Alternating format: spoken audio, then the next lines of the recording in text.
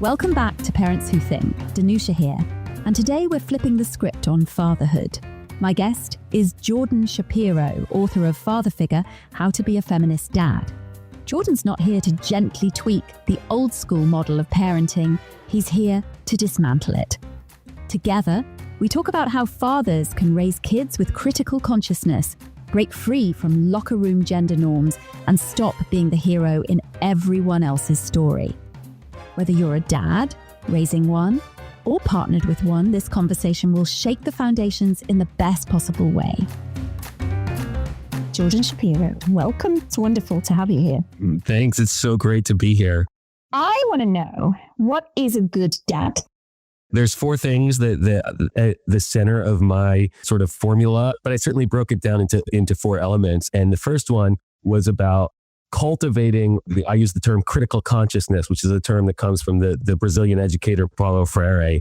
And it's this idea that we need to have a real deep awareness to how we fit into political structures and social structures and cultural structures and technological structures, all the different things around us that inform who we are. And we need to have an awareness and a willingness to critically examine that and ask questions. So for a dad, that means first and foremost, being able to constantly interrogate your own version of what it means to be a father. That's like step number one, right? Step number two, I like to call responsive fathering, which is about seeing yourself much less as the authority that directs or coerces or is, shaping all the people around you, and much more as someone who's responding to the people around you, right? Being willing to accompany them, to be with them, to be part of their journey. That's sort of hard because we're all sort of taught that we're supposed to be the protagonist of our own story, right? So we imagine we're supposed to be the hero, but to be a real responsive father, you also have to realize that sometimes what your kids need is for you to be the antagonist, or maybe to be the mentor, or maybe to be the villain.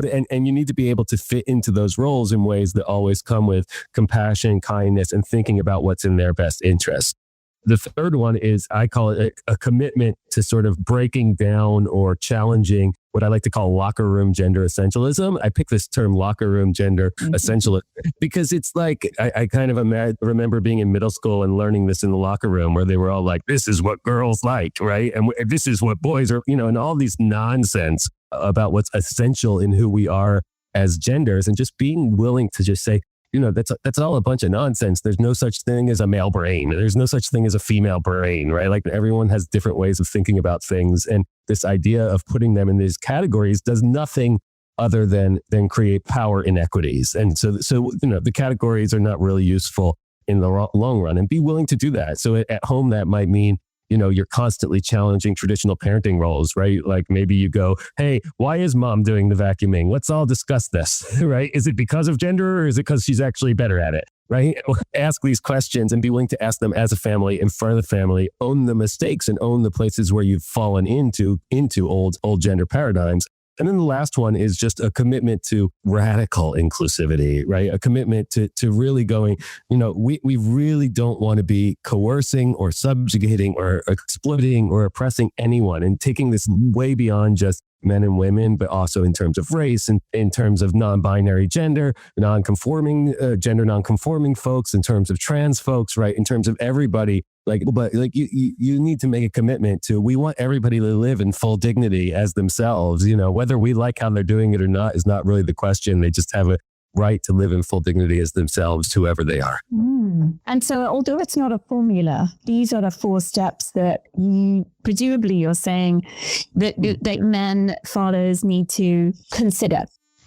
Yeah, this is the framework around which I've built the whole argument. And of course, they all happen at once, and it's not like one after the other. And of course, we fail more than we succeed. So you have to constantly be pushing and asking questions and going, where am I doing this well? Where am I doing this poorly? Why does this matter? I think there's a lot of men, and I found this when I was doing the research for the book, and I talked to people. There's a lot of men who have read a lot. There's been all these books about what it means to be an essential man and superior man, and my core manhood, over the years, bestsellers, right? And I think a lot of men read those books, and those books resonate. They sort of feel empowering. They go, wow, this makes me feel like I can embrace a more spiritual or more authentic version of myself. And I think a lot of men read that, and then when they come back to their families, or they come back to their spouses, or the women in their lives or whoever in their lives, I think what they've discovered is that it's not working, right? That something's off there. And so I really wanted to give away for all of these men who I feel like have tried so hard, but still it's just not working, and explain that it's because there's all these patriarchal, misogynist paradigms built into these notions of what it means to feel like a so-called authentic male.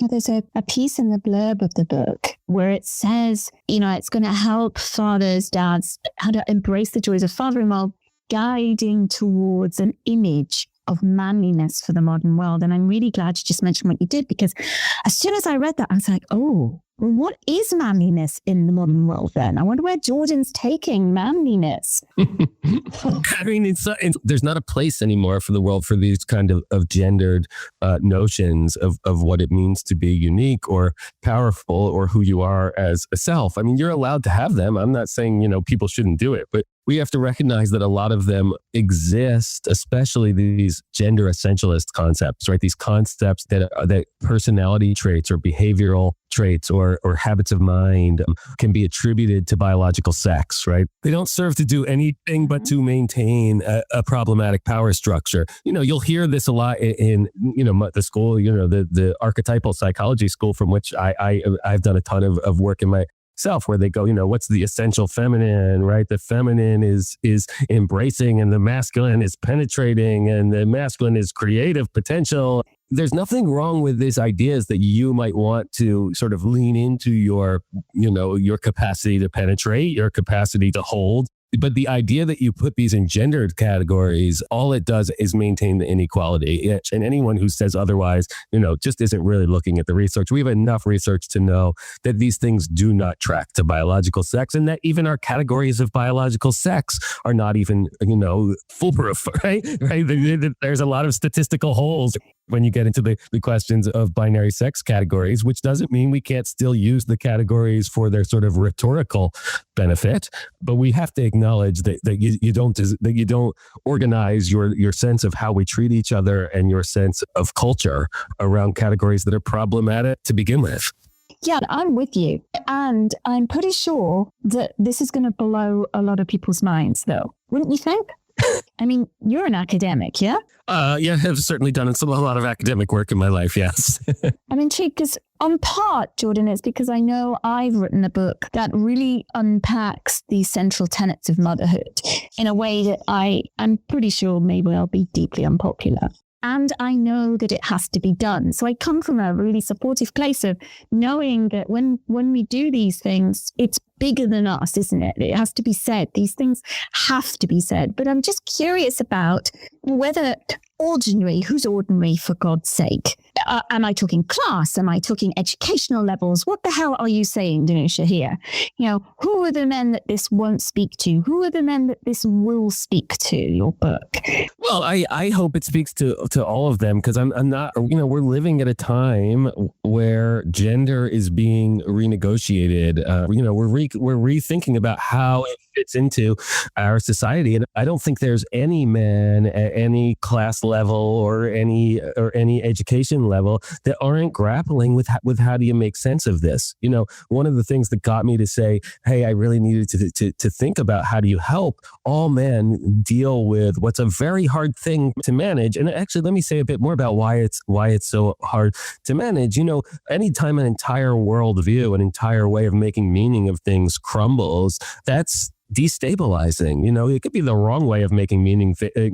We still need to sympathize for how destabilizing it is for people who lose something. And so I wanted to say, hey, let me help you navigate this moment in time. Let me help you understand how the everyday actions that you do contribute to something that you actually don't want to contribute to, right? Most men don't want to do it. And I guess what I was going to get at is one of the moments when I started to realize that the book was needed was, yes, I'm an academic, but sometimes I'll sit at the table with my children. They're now teenagers. They go to a progressive school and they're correcting me on the pronouns I'm using while talking about different people. And I have this moment of deep insecurity where I go, hey, wait a second. How dare you correct me? I'm the dad. I taught you to be a feminist. I can't be wrong. And I have to sit with that and go, wait a second. I really need to listen and I need to respond to them. And then I sat there and thought, whoa, what must that feel like to men who haven't had years of critical theory in their education, who haven't written about that, right? Who don't have any sense of confidence around their capacity to manage these difficult subjects. And I said, well, so let me write a book to help them think about how to make sense of that and how to realize that they have it within them, right? The problem isn't, oh, men are evil. The problem isn't, oh, privilege is evil. Well, privilege might be evil, but those who have it are evil because of it. Right? Yeah. The problem is the unwillingness to acknowledge it and to think about it and to do that step of critical consciousness. And so the real goal of Father Figure is to give a self-intervention for men, right? This is a book that I hope it will take you through a transformation that will make it so much easier for you to relate to the women in your life, the children in your life, the men in your life, everyone in your life, to be honest, because I think we're all sitting with this in every sphere of our life right now. How are you finding the term feminist dad lands with men? We spent a long time trying to decide whether to use the word feminist. I kind of think that feminist is less loaded than it used to be. I think it's more intriguing than anything. I guess I hear what you're saying. If we went and talked to 100 men and said, are you a feminist? They'd probably, most of them would say no. And if we said, do you support gender equity? Most of them would say yes. It is an interesting thing to actually consider, the process, the reasoning behind using feminism. I mean, why did you decide for it? I mean, I'm very proud to call myself a feminist. And so any inclination of any marketing people or advisors who said to me at some point, I don't know if you want to scream the word feminist. I was like, well, no, I want to scream the word feminist. I want the book to feel edgy. In some ways, there were moments of writing it where I cannot believe that some of the things I'm saying are still subversive, right? Like they shouldn't even be subversive anymore. We have a very strange notion, a very strange, almost erotic notion of the father-daughter relationship, right? This very strange idea that he's supposed to be the first boyfriend. He's supposed to be the model for what all the men, and meanwhile, he's completely in control of her life, right? Financially, he feeds her. You'll hear dads say things like, find a man who treats you exactly like I do. That's just weird to me, right? I think it's weirdly incestuous.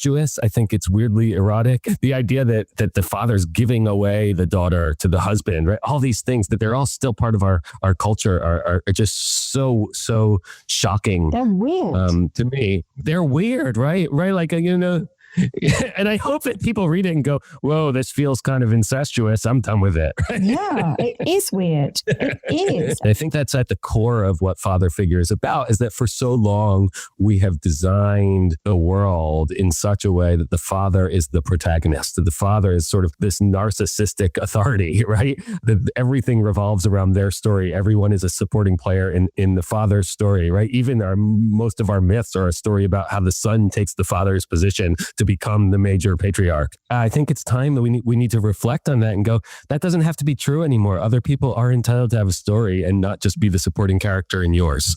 Troubling stuff and rather inciting. I really think it's such, as it said, a norm shattering. I cannot imagine quite what you need to kind of delve into to get to this, because you're unraveling yourself and you're the position that you could have, yet no, you don't want. That's what it sounds like. And we don't need it in society, do we?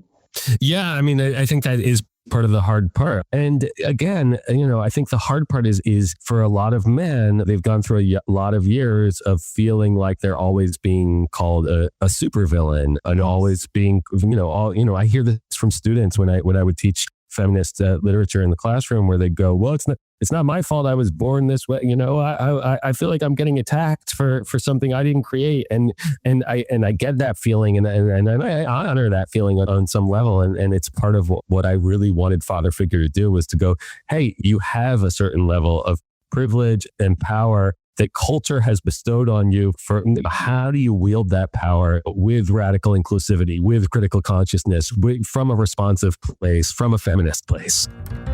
That was such a joy. Jordan Shapiro, thank you. I told you it would be mind-expanding, didn't I? If you're parenting alongside men, raising boys, or just trying to rewire the blueprint, I hope this gave you fire and food for thought. Until next time, keep thinking, keep loving, and don't be afraid to burn the old scripts. Take care.